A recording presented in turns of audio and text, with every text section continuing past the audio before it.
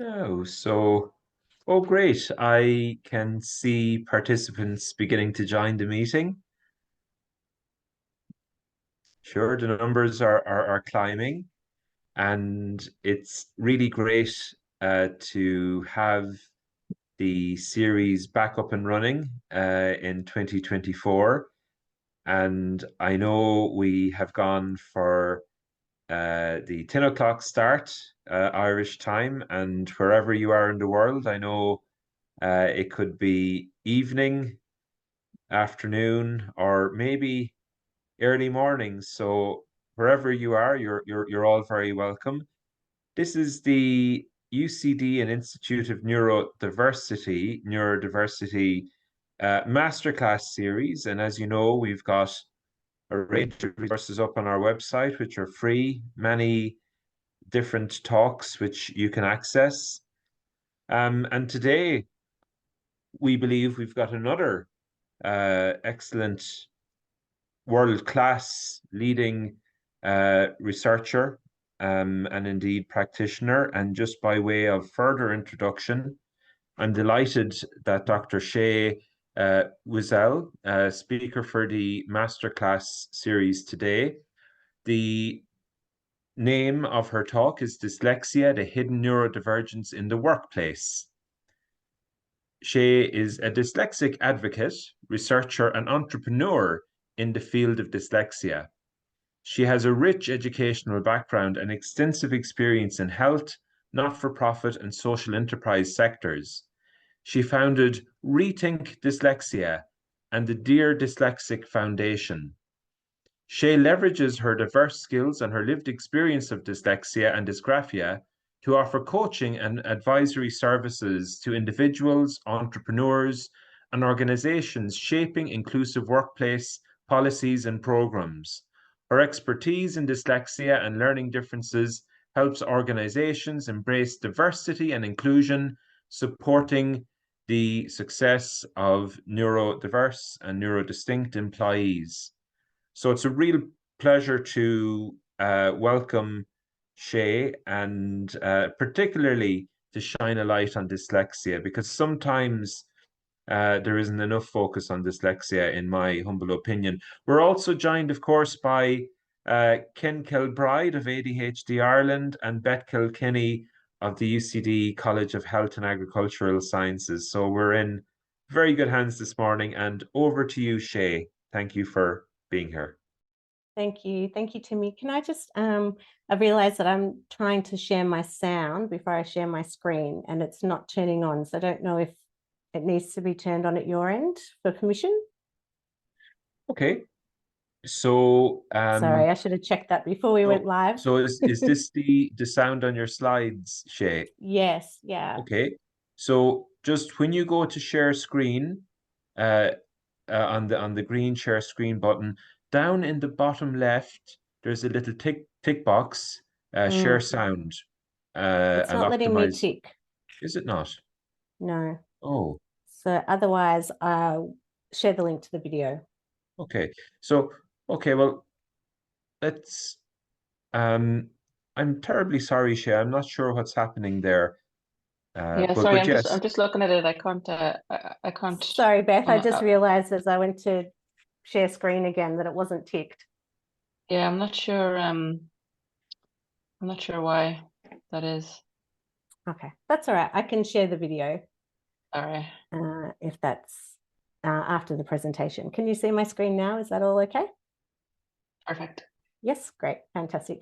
Thank you so much for having me my evening, your morning. So I hope you've all been able to grab a coffee. I see it's very cold and wet from the comments in the chat. We've had 38 degrees today, so it's quite hot in Melbourne. So I'd like to thank everyone for having me along today to talk about my research and my lived experiences of having dyslexia. But before I get started, I'd just like to acknowledge the traditional lands that I live and work on, and they're the lands of the Wurundjeri people of the Kulin Nation. And I'd like to pay my respects to elders past and present and any First Nations people that might be joining this presentation today. So thank you to me for that introduction to who I am. And I'm really excited to be able to come and speak to your series on neurodivergence, a term that's really quite recent for us in the dyslexic community. And for me, in identifying as someone who is neurodivergent as well. I'm not someone who likes to talk about myself, but I try not to rush over this section. And because what I'm about to share with you, for some people can be quite distressing, for others it might be a little bit of a revelation. But I was 27 and I was sitting at my dining table that my dad had made, and I remember it well. And it was with one of my many tutors I'd had throughout my education. And her name was Lisa, and we were sitting there and going through an essay, and I was getting really frustrated and annoyed at myself because I couldn't spell these words that Lisa had suggested I put into my essay.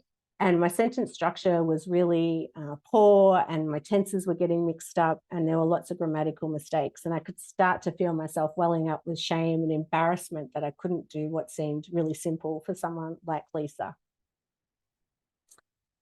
And as I sat there struggling, Lisa said 4 words to me that changed the trajectory of my life and led me on this journey. And that was, "I think you're dyslexic."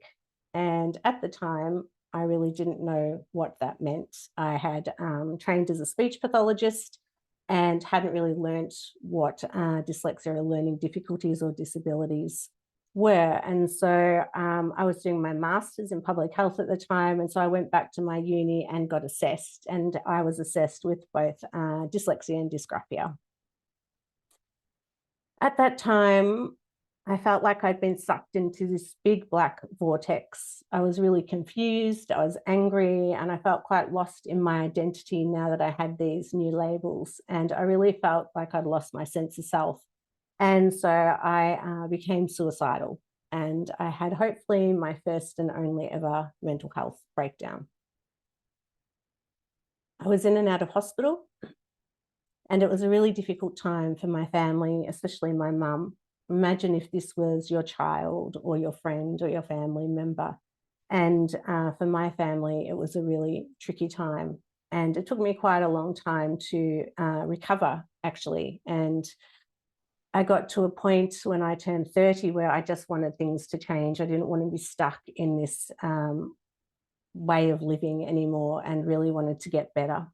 But what I found as I got better and I started to disclose my difficulties in the workplace, what I found was there was a significant lack of understanding and awareness of what dyslexia means and what type of support we may need in the workplace.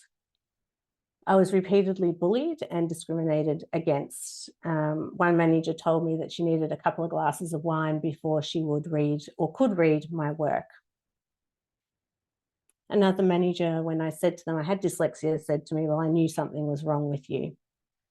And there were many nights where I would ring my mum crying because I felt embarrassed and ashamed and really frustrated that I wasn't understood in the workplace, and that I kept facing these ongoing barriers, even though I knew I was a really hard worker and I could do my job really well.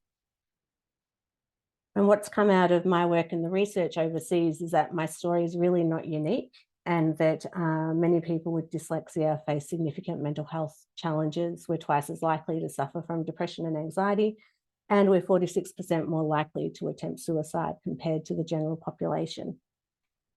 So today's talk is really a little bit about my story and what I've learned as a manager and as an employee, but also as a researcher looking at dyslexia within the workplace from an Australian perspective.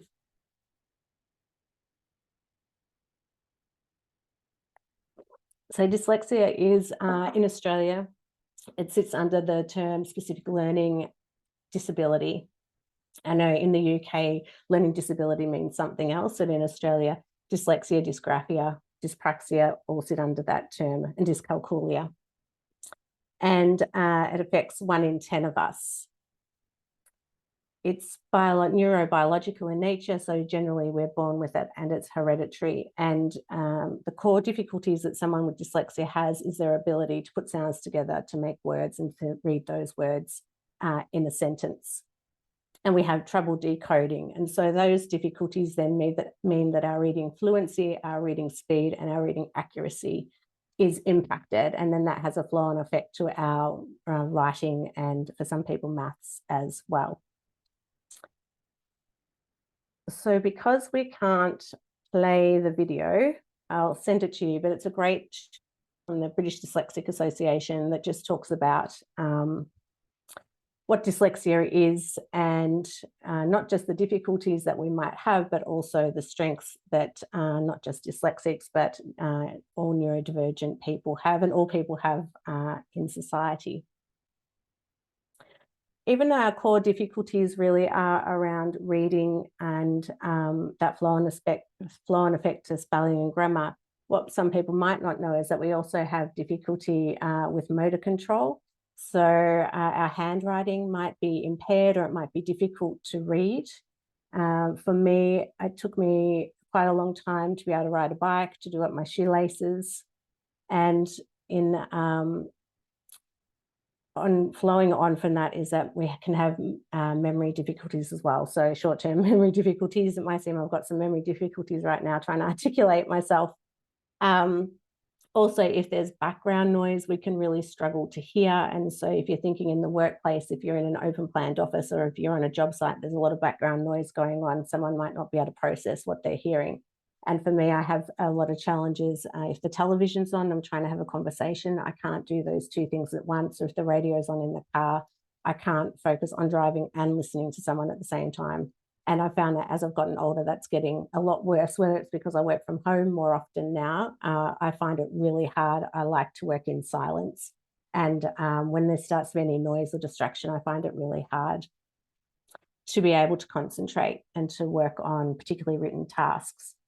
And then my favorite is spatial temporal difficulties. So getting our lefts and rights confused, difficulty navigating. So even though we have Google Maps now, it only pin drops where to go. And so for me, I'll need to leave home and give itself at least half an hour, even with Google Maps, because generally I will get lost. And so even though it pin drops it, I'm still generally on the wrong side of the street. I need to try and find the numbers. I've got to go, which way is it, up or down the street? And so it takes me extra time. So I'm needing to do a lot more planning and being more organized day to day. So when we're thinking about dyslexia, even though you might think it's reading or writing difficulties, really there's a lot more going on for somebody. And if we think about executive functioning, sorry, I think that's a little bit small, but if we look at the blue areas here, we can see these are some of the areas that we have difficulty with. So working memory, like I said, short term, being able to retain numbers as an example. So if someone gives us more than 5 digits, we're going to struggle to retain those digits. So phone numbers can be quite difficult for us. Keeping track and organizing our spaces as well can be really difficult, and our processing speed. So being able to, at the time it takes us to read a document is a lot longer than someone who doesn't have dyslexia. And these other colors are difficulties that someone might have that have autism or ADHD. And then the yellow is we all have difficulty sometimes with controlling our emotions. And I'll talk a little bit more about that. So dyslexia most commonly occurs with something else. So another co-occurring difficulty. So for me, I have dyslexia and dysgraphia, which is written expression difficulties.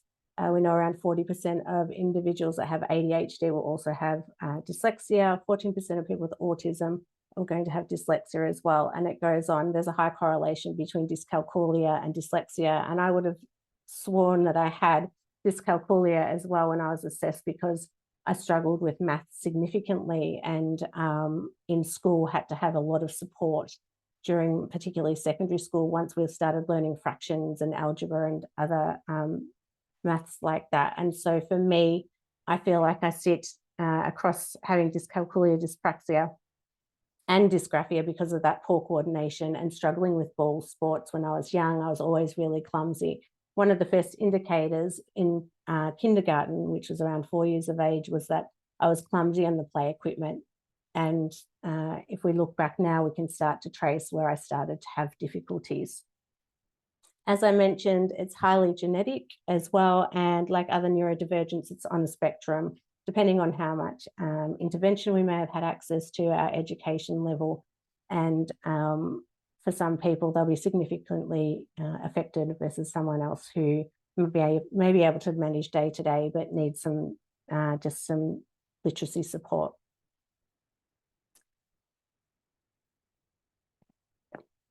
When we talk about neurodivergence, particularly in Australia at the moment, we've got an amazing autistic community, and they have a really strong voice, and they've been fantastic at advocating for their rights. And we're starting to see that now with the ADHD community. But what we're not seeing within the dyslexic community is a lot of people coming forward yet. And we'll talk a little bit about why that might be. But when we go to talk, we like to just talk about that dyslexics actually make up 10% of the population. And also at the moment, they're the largest neurodivergent population. When we're thinking of the workforce, if we've got 100 people, one person will have autism, around 5 will have ADHD, and then 10 will have dyslexia. And I think in the US, they're saying 1 in 5 will have dyslexia, and that autism and ADHD are slightly higher prevalence rates, but assessments are different across the world, and access to assessments are what we would call a privilege in Australia because it's very expensive. And so we know there's a lot of people that are undiagnosed across all these different neurodivergences that we're starting to see. So when I was diagnosed with dyslexia and I finished my double masters, for some reason I really, really wanted to do a PhD, and I wasn't sure what that would look like. But I think I really wanted to find out if my story was unique or whether there were other people that were struggling like I had done in the workplace, which led me to do my research with La Trobe University. And I graduated actually Christmas last year, so this is all very new, but we've been able to publish some papers related to this research as well. So this is a photo of my family, and I like to bring it up when I'm talking, because if we're thinking of the workforce, we know that there's a significant number of hidden difficulties and disabilities that we're not seeing. And so in this photo, if you see my uncle here, when you see him in face to face, you can see that he's physically disabled, and he's quite significantly visually impaired as well. Then you've got my mum, who recently passed away. So she had terminal cancer at this time, but you wouldn't have known it. And then my sister had also been diagnosed with a chronic condition. And then we've got the few neurodivergents standing in the background, particularly my brother there, who's also dyslexic. My dad, who's not there, is also dyslexic. So in our family, it's very strong. My brother, one of my nephews, and my dad have it. And it's more, we have more men than women in our family, which is why there's more men that have it in our family and young people. But I like to talk about this because in the workplace, we can't see what's going on behind someone's face, or when they come into work, we can't see what's going on for them unless we can physically see their disability. And so when we're thinking about the workplace, it's how can we ensure that those with hidden disabilities have a voice as well. So as I mentioned, 1 in 10 are dyslexic. We're the largest percentage of the neurodivergent workforce at the moment. My research identified that about 43% of those with dyslexia don't feel psychologically safe to disclose in a job role. And when we interviewed dyslexic individuals, all of them at one point would not disclose their dyslexia in the workplace because they did not feel psychologically safe. 38% were underemployed. And so what we found was that though dyslexics work across all fields in all areas, they were highly educated. Majority of them had finished at least secondary school, had gone on to do TAFE or a trade or a university. But a lot of them weren't working to their qualification, and they were working in jobs that weren't matching their education level. We also found that over 58% of those with dyslexia weren't diagnosed until adulthood. So I was 27, and we know people and worked with people that are up in their 60s, early 70s. And my dad realized that he was dyslexic when he was 65, I think. And even though he hasn't been formally diagnosed, we're pretty sure it comes from his side, plus a couple of other neurodivergences. But we see this around the world, that there's late diagnosis occurring across not just dyslexia, but ADHD and autism and other neurodivergences as well. And we know that when individuals aren't supported in the workplace, that they're facing job burnout and high levels of job stress. So originally my work really wanted to look at the retention issues that people might have in the workplace, because that's what I'd been struggling with. In Australia, we've got a 6-month probationary period, and during that time you can be terminated from a job role without any reason. And I was in a position where I was terminated within the first 6 months because of my dyslexia, and there was nothing I could do about it. I had to go and find another job. And there were many times where I was discriminated against in this retention period, which is what I wanted to look at in my research. But what we found was those with dyslexia were struggling across the whole employment life cycle, from recruitment through to separation and career progression. What we found was at the pre-employment process, and we're seeing this commonly across all neurodivergences at the moment, but particularly for those with dyslexia, we have our selection criteria and CVs can really be the first step in us not getting an opportunity for a job interview, particularly if we've got apps or AI that are screening and someone's spelling or grammar or their sentence structure is not at standard, then they're going to be crossed off the list straight away. We've also found that pre-interview aptitude tests, so the psychometric testing, can be really difficult for someone with dyslexia because of the timing. They may need extra time to read the questions, and if they don't get that extra time, then the testing is timing out for them, so they're unable to complete those tests. Written reports as well, and also the inability to disclose. And what we found with some participants is they did disclose they were dyslexic, and they weren't given those workplace adjustments. They were just told, well, do your best, and that was it.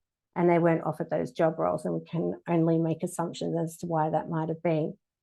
But it does give an indicator that even though by law you should be offering workplace adjustments and during the interview process as well, that those with dyslexia are not getting that opportunity when they do feel safe to disclose.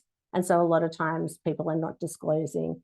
I would generally wait till I'd passed my 6-month probationary period to disclose to get help, because I was fearful that I might lose my job or that I'd be discriminated against based on past experiences. This is one of the quotes from one of our participants. I failed the government test. After the test, 2 ladies sat in front of me and said, "You don't look dumb. We've never seen anybody fail a test as bad as this." And I said, "Well, I'm dyslexic," as my eyes dropped.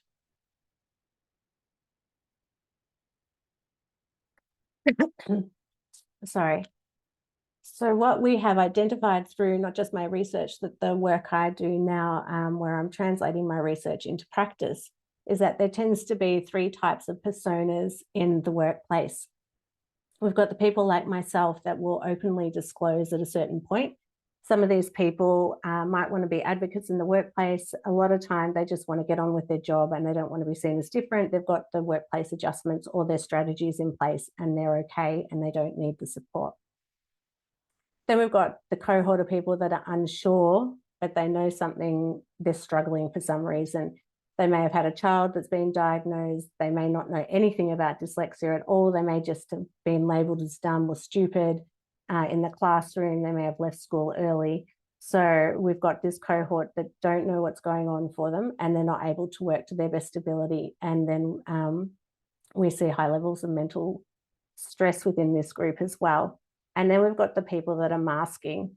And so when we see people masking, we know that they can't be their true authentic self in the workplace. And for me, that's why I always like to disclose I'm dyslexic, because I want to be able to be my true authentic self and I don't want to feel like I'm hiding something. But for a lot of people, they don't feel safe to do that. And so what we see is that they have all these amazing strategies that they're in place that they're able to use. And then something might change within the organization. They might get a different manager. They might be asked to do different tasks. Something might happen and those strategies aren't strong enough to support them anymore. And you start to see cracks occurring. And also that they just don't feel safe to ask for any accommodations. And so what we see then is what we found in our research was individuals were sending work outside of their organisation, and I used to do it too. I'd send it to my mum and she'd have to stop everything to read a report for me, to check an email, to check a document. And so what we're seeing is this extra pressure put on. It could be a team member, it could be a family member to support this individual because they can't ask for those adjustments that they need in the workplace. And from an organisation's perspective, there's a risk of your IP and all that information going in and out of an organisation, which we don't want to be seeing. And as a manager, and I worked my way up through my career, I started to see the risks involved with me sending out documents to family and friends to proof check for me. So what are some of the challenges we might see in the workplace from someone who has dyslexia? Sorry, I realise there's quite a few dot points on here. I should have taken some off, but we would generally see spelling and grammar errors. And then that poor sentence structure. For me, I tend to leave EDs and S's off the end because I get my tenses confused when I'm writing. And so it doesn't look like a complete sentence. Also, I struggle to put an introduction and a conclusion. So I start to write content from the middle, and I don't put the context of before and after to wrap it up. And I really struggle with that. As I mentioned, reading speed, fluency, and comprehension. So if someone's got to read a lot in the workplace, it can take them a lot longer than their peers to do that. And so it can add that extra stress, especially if they've got to work in a fast-paced environment. As I mentioned, verbal instruction. So if you're in a meeting and you're having to take notes and listen and participate, that's really difficult for someone who's dyslexic. And I've worked with people that are in performance managed because they couldn't do that task.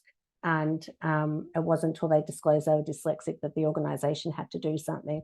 But one of the requirements was they needed to take minutes in meetings as part of their job role.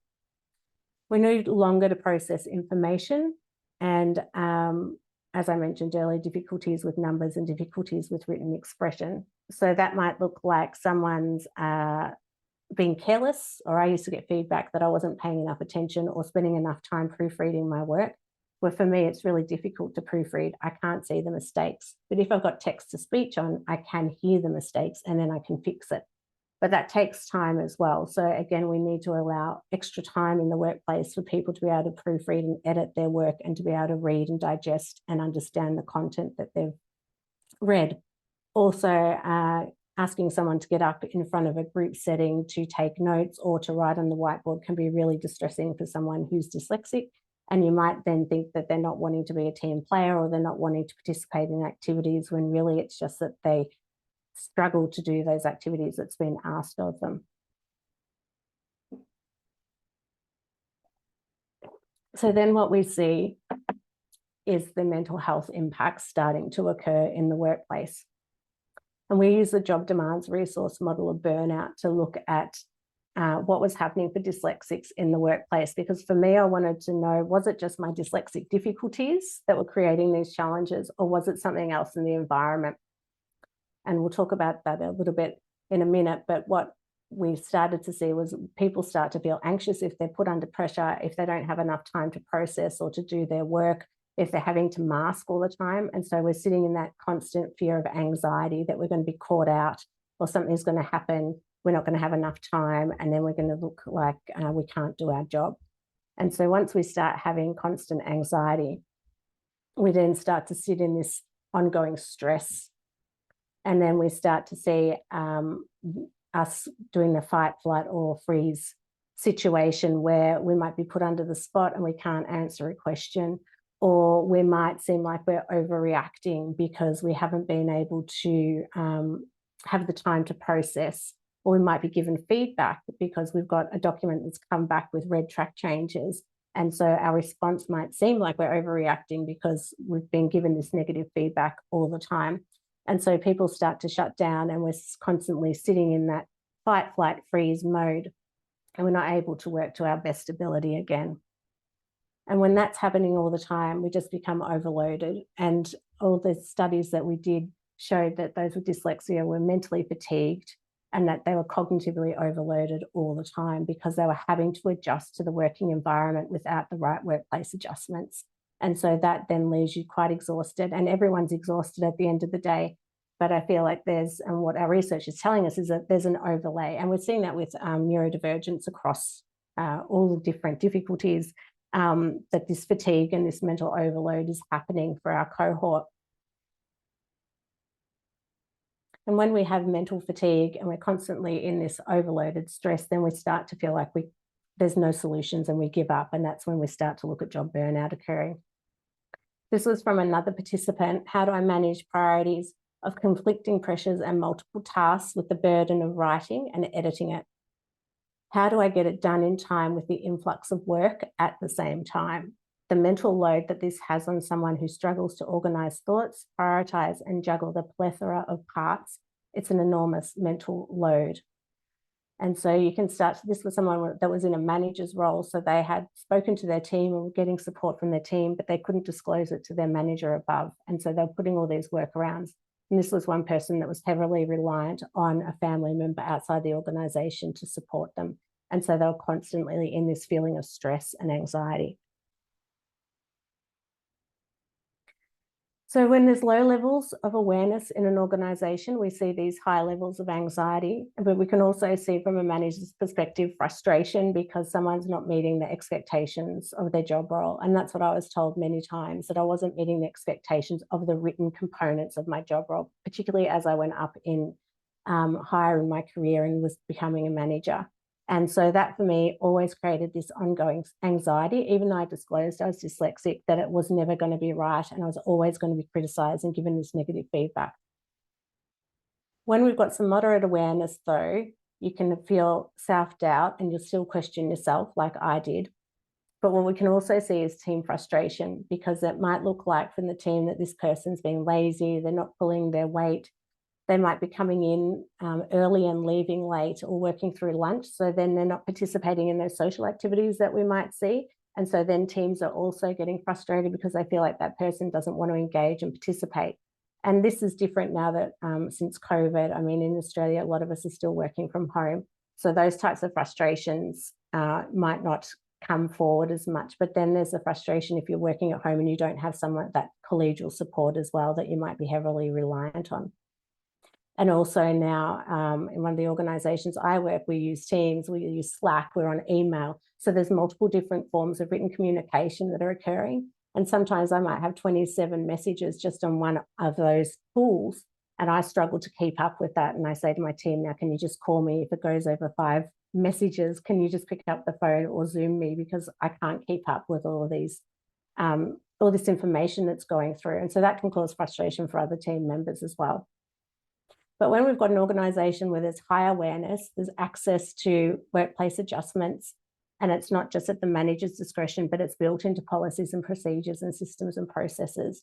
We know that individuals can work to their best ability and they're feeling confident and capable, and they can work autonomously. And that's what we found through our research, is that when people are in these high awareness, in organisations, either where they're at the top of the ladder, where they felt confident to disclose and to get the resources they need, or their organisation was offering those resources and it was psychologically safe to talk about it, that we saw this autonomy and authenticity coming out, and people being able to really love the work that they were doing. But what we know is that when we don't have the right resources in place, that the systems and processes aren't there, and we're not getting the support that we need, then we're getting this workplace fatigue. And even though we didn't measure burnout, we can see that people are starting to burn out, and then they're either leaving their jobs or they're going on stress leave. And what we're seeing in Australia, a significant number of mental health related workplace injuries starting to occur. And so again, sorry, this writing's quite small. But what we're looking at here, everyone's familiar with the iceberg analogy, I'm sure. But on the outside, if you're thinking from a work colleague perspective or a manager, you know, you might see someone, then they could be aggressive, or it might seem like I was accused of lying because I had colleagues supporting me. So my manager said I wasn't doing my work, that I was cheating as well. We can seem oversensitive when we're getting that feedback, especially if it's in an environment where everyone can hear that feedback as well. But what we don't know underneath is that for that individual, you know, we're working twice as hard as everyone else. We're usually really, really persistent and resilient. We're still going to our day job day in, day out, even though we might have these difficulties. There's a lot of feelings of failure and depression, anxiety, shame, and that cognitive overload. And I think shame is one of the really big ones for us. And I wonder if that's why we're not coming out in the broader neurodivergent community, is because the link between literacy and numeracy skills is so shameful as an adult that adults with dyslexia are not wanting to come forward and talk about it as much as other neurodivergences. And so in Australia, untreated mental health conditions are costing workplaces an estimated $11 billion a year. And they've now brought in legislation around psychosocial hazards being mandated, and that organisations need to reduce these risks to employees' well-being. And what we do know is that the neurodivergent population are at greater risk of these psychosocial hazards, of burnout, of difficulty with colleagues if they're not well understood, of not being able to get the access to the workplace accommodations that they need. And so we're really looking at opportunities for employers to be litigated against, and we don't want it to be an opportunity, but it will be interesting to see from an Australian perspective if we start to see some litigation occurring because neurodivergent individuals and employees aren't being well looked after and their mental health is suffering. So there's lots that we can do in the workplace. And I think from the work that we do, it's coming from a strength-based approach. We know that everyone has strengths regardless of whether you're neurodivergent or not. And we know that those with dyslexia tend to have stronger problem-solving skills, lateral thinking, emotional intelligence, creativity, and higher levels of empathy. And even though my husband would highly disagree with some of these, because we've got so many neurodivergents in our family, and I think, you know, we all do have strengths. And I think part of those strengths are probably because we've had to put those strategies and workarounds in, that we are good at problem solving. May not be that because we're born to have these strengths, but that the environment creates us to have these types of strengths. And I think empathy is one as well, because if we've been bullied and we've had all those difficulties throughout our education and then in the workplace, we're more likely to be empathic about what's happening for other people, that they can see these issues occurring for as well. Some of the key accommodations and workplace supports that we know are helping individuals with dyslexia is mentoring and coaching, and that peer support. So we run a PhD peer support as an example, and that's been running for a couple of years now. We have people from all over the world doing their PhDs that are dyslexic, and we found that that mentoring and that normalizing of difficulties in the workplace or in study has been really invaluable for those individuals. AI has just changed our world. ChatGTP is my best friend, and because of ChatGTP now, I'm able to have my work structured, and I can get my thoughts on paper a lot easier. And my auntie, who usually proof edits all of my work for me, my mum used to do it, and then it transitioned to my auntie. She doesn't have to do as much work anymore. So I'm not so heavily reliant on a human being. I always need a second person to look over my work, but having tools like ChatGTP have really helped to reduce the stress that I put other people under, because they are needing to work at a fast pace to help me keep to my deadlines.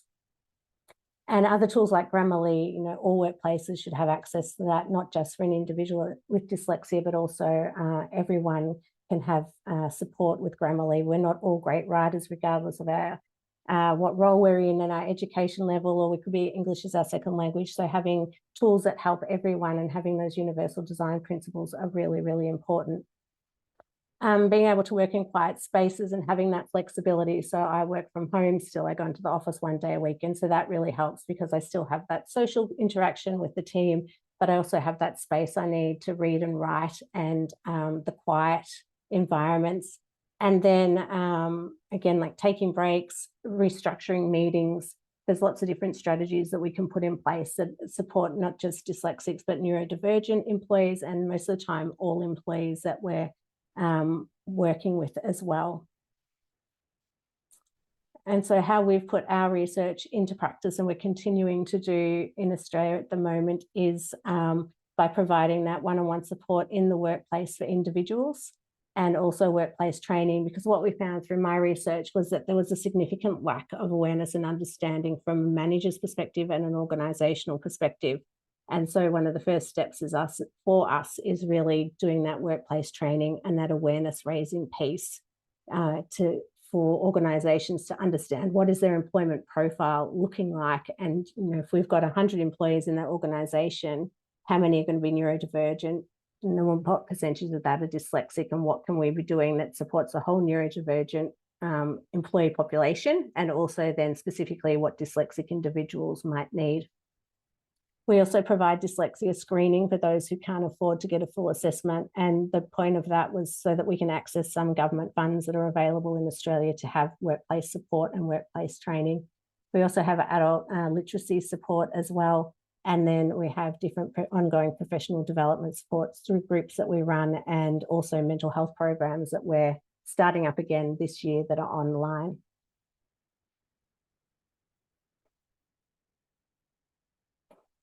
So we know from my research and lots of research coming out of the UK that dyslexia does not have to be a major barrier to success in the workplace in any occupation.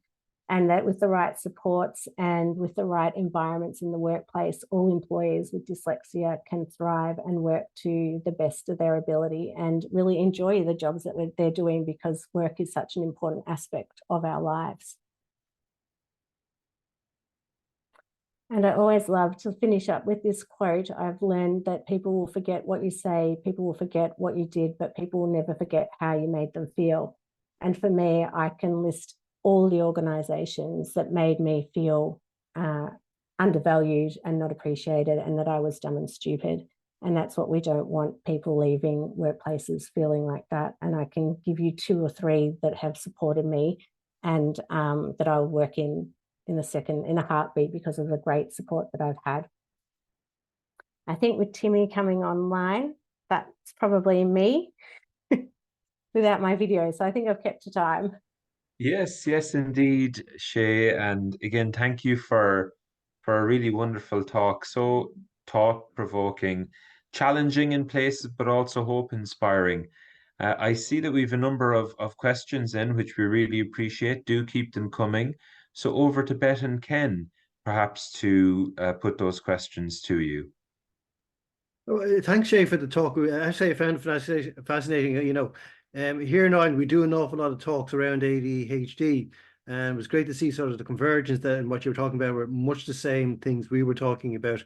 But one thing I was just taking out of your talk there, you talked an awful lot about putting in frameworks for people who would have dyslexia, ADHD, autism, those type of conditions.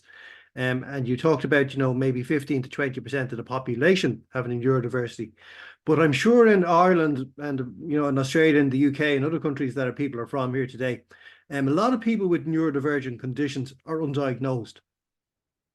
So what would you suggest as from a universal design perspective that companies put in for everybody if they're diagnosed or undiagnosed? Yeah, that's normally a slide that I have, which I cut out because we didn't have a lot of time. Well, that's what I usually go for. Yes. Like Grammarly is a great example. I think access to AI now is really changing the landscape. And I think that having a workplace where you don't have to disclose, the tools are there for everybody, is really important. And we're looking at, so my thesis has been turned into a book currently. And one of the resources is when you're onboarding an employee, that they're given a whole range of options that might support them in the workplace, so they wouldn't have to disclose, or if they don't know. So an example might be, I need to work in the morning and finish early because I've got children to pick up, or I really need a quiet space after lunch because I just need that rest time. So giving different options, so you don't actually have to disclose, and you may not know you've got a neurodivergence, but there's opportunities to say, this is how I work best. And that's when we start to create those universal design principles for people, because we know at the very beginning what helps them to work to their best. And sometimes when we're in a job, we might not know straight away, and we might need to do another check-in to say, okay, you've been in the role for 3 months now. What have you found might better support you? So that we're not having to always say, I've got this difficulty. we're able to just get the resources straight away. And I Right. think that's the best way to do it, Yeah, but the thanks very much. hardest. Yes, indeed, yes. Just there was a question then in from an attendee saying, I was diagnosed with dyslexia in December at the age of 41. I'm a university lecturer. I have real struggles in marking and working in large open plan offices. I have shared my concerns with HR, but nothing seems to be put in place. Any advice? Yes, that's a really good question. And if you're in Australia, I would say come to us, because we can tap into workplace funding that can help you. I think it's you're having to go back. When people come to us, we say, what are the tools that you need, and arm yourself so you can educate HR.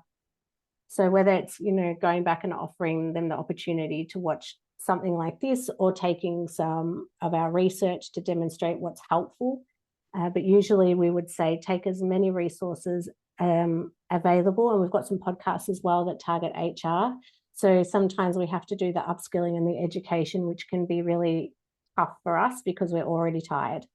And then we've got to do this huge self-advocacy role as well. So I'm not sure if that's going to help you, but I can send you a list of resources if you'd like to go back and approach your HR team again.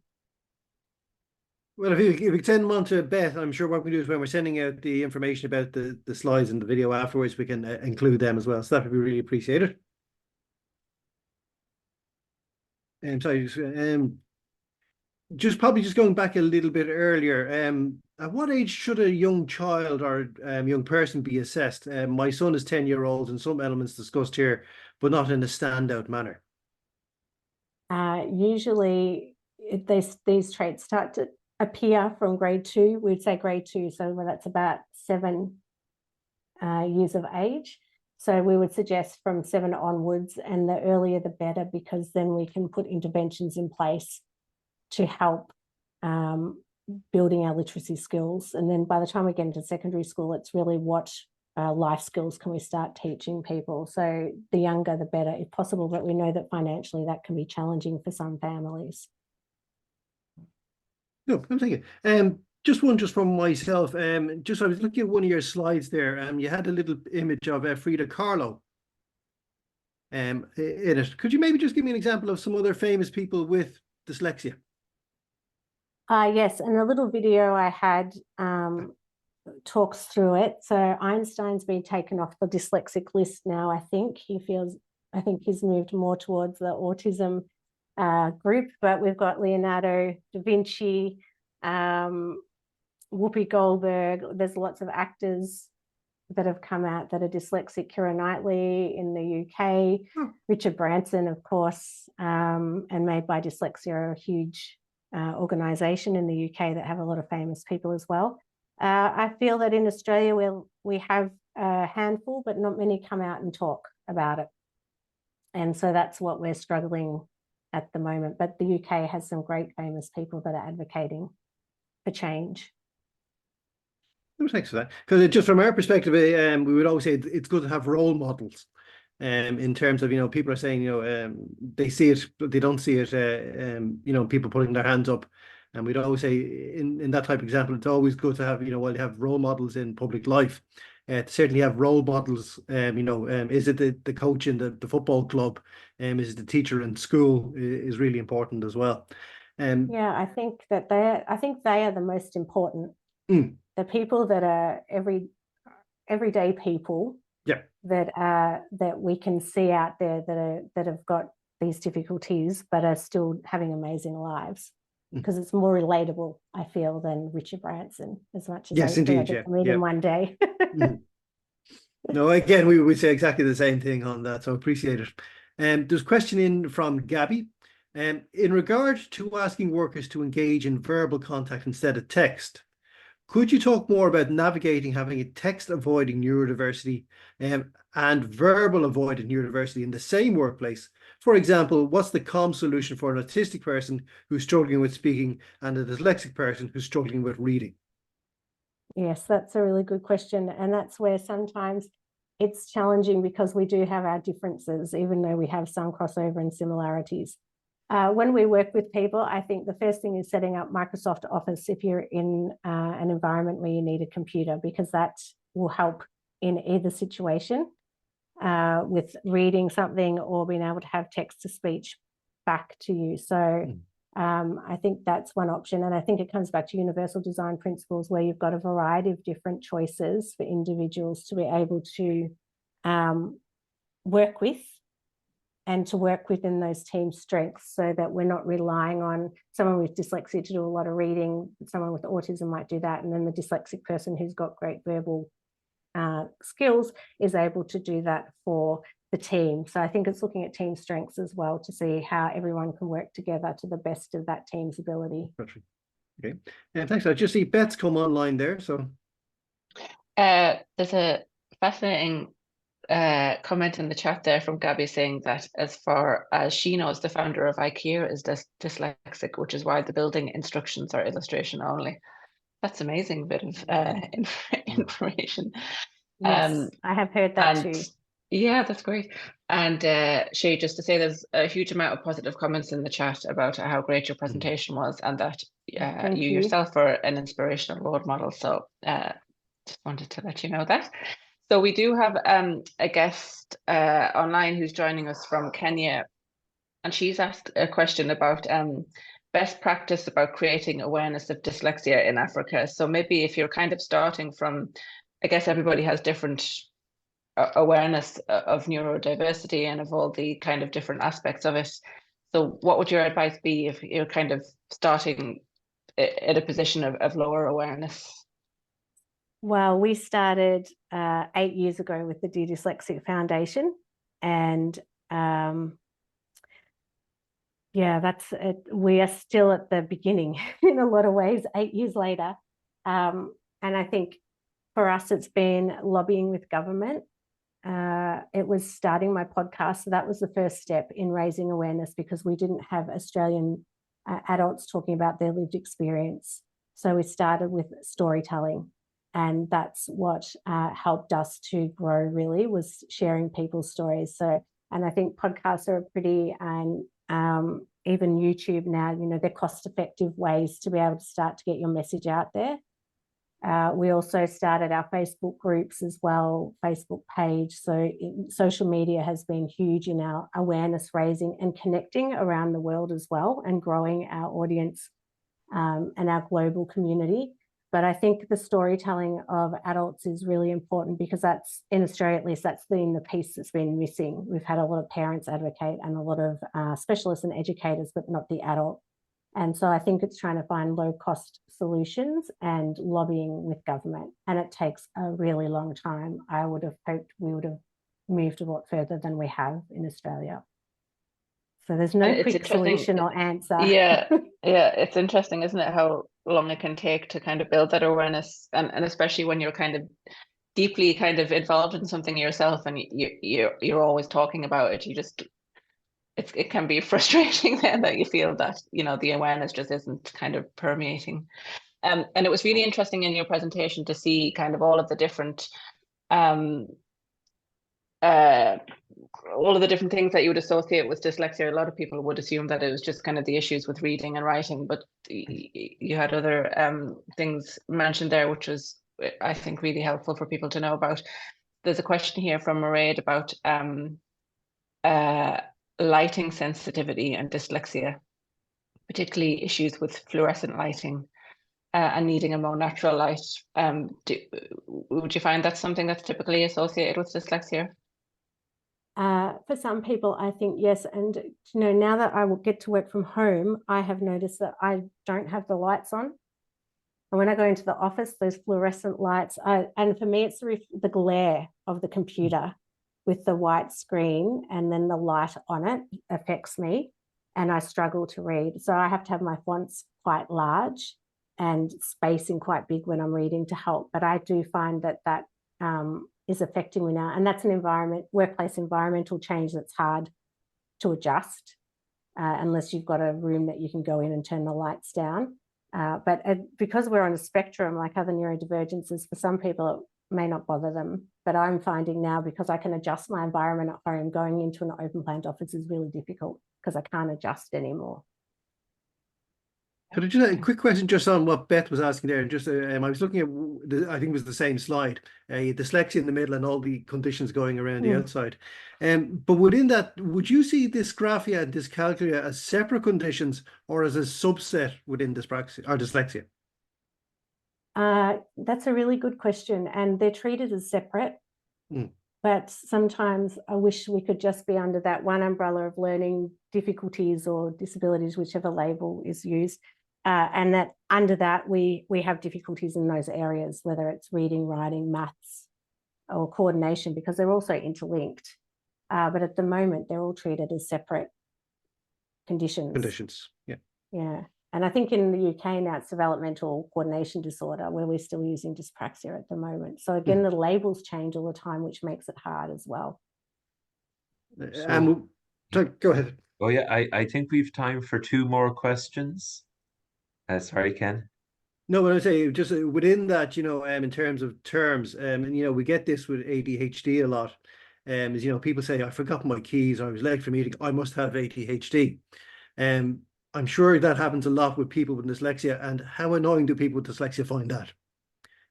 Yes, my best friend used to say all the time, I'm so dyslexic. And I was like, could you at least just go and get a screen or an assessment? So, because, we don't go around and say we have we don't say we have cancer without being diagnosed, but it's hard because the financial barrier is so significant for people to have that opportunity. But I would say if someone I work with has said to me, you're most likely ADHD. And so until I get that formal diagnosis, I wouldn't talk about it too much, because it's hard. And because it seems to be a joke for dyslexics, I'm just a bit dyslexic, or, and for someone who is diagnosed with dyslexia, that can sometimes feel like it's a joke made against them. Just there was a question, I don't know, Beth wants to jump into a question, or like, go? I'm just trying to look through the questions and see which one is the best one to ask as the last one. Do you have one? Okay. No, go ahead. Okay, so just the last question that came in there, somebody asking about phobias being developed or triggered with dyslexia. Have you heard anything about that, Shae? I would say work from Neil Alexander Passe, and some of the work that we've looked at is there's post-traumatic stress syndrome that's coming out from childhood trauma. And I think phobias around public speaking. I used to say that I feared public speaking more than death because of the trauma of being at school and being asked to read aloud. When I'd asked not to be picked out, my teacher said, I'm going to do it more now to make you a better reader, without knowing I was dyslexic in high school. So I had a terrible phobia of public speaking. So I think it depends on what experiences people have had as to what phobias they might develop because of the trauma. Could I have a very quick one just before we wrap, and with Timmy's permission, but we've talked a lot there about the workplace, and people exist outside the workplace, but if I was to give you 1 minute to say, how do we make the world a better place for people with neurodivergence? I think awareness raising, and that in time, hopefully, that our differences are seen as not differences, that we're just we are who we are. But that's utopia, and we're not quite there yet. But I hope that through conversations like this and work that we're all doing in the neurodivergent space, that becomes a reality at some point for all of us. Right, yeah, that's exactly what I would have said too. Well, that's good to hear. And thank you so much for having me. Sure, and what an uplifting note to conclude our talk on. And a big thank you, of course, to everyone who has attended and who has put forward questions. We hope we got through the majority of them. And once again, our sincere thanks to Dr. Shae Wissell for sharing both her personal experience, but also outlining her research and podcast and other professional activities. It's really good to know of their availability, and I see that Beth will be sending on the links in the next day or so. And of course, next month we have Dr. Tim Beachley from Nottingham University, perspective taking in conversation and in research. So that's another good free session to look forward to. So please feel free to sign up on Eventbrite, and hopefully we'll see you back here next time. So thank you to Ken, Beth, and Shae, and everyone for attending.